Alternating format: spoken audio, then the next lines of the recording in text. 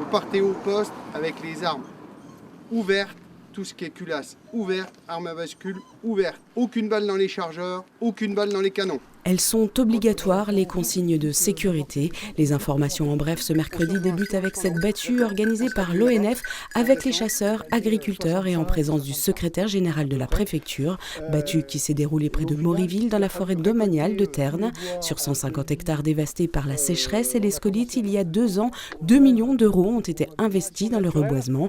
Des jeunes pousses de chêne et de cèdre du Liban qui font le régal du gibier.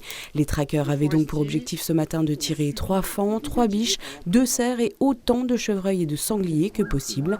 La viande sera ensuite transformée au sein de la filière Goûter la forêt créée par l'ONF pour valoriser la venaison.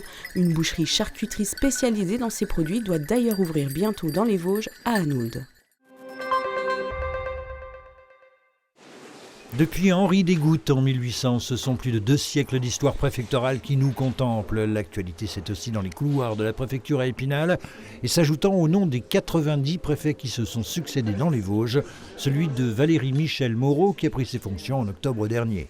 La représentante de l'État qui a pu voir, comme la tradition l'exige, son nom gravé à la main sur une pierre marbrière.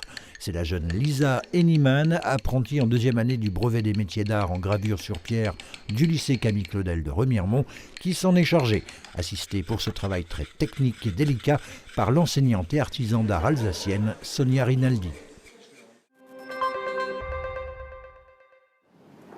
10 ans déjà que les éditions du Pourquoi pas ont été créées par la Ligue de l'enseignement des Vosges et l'ESAL, l'École supérieure d'art de Lorraine d'Épinal, avec pour objectif de développer des projets de création, de recherche et d'écriture singulière.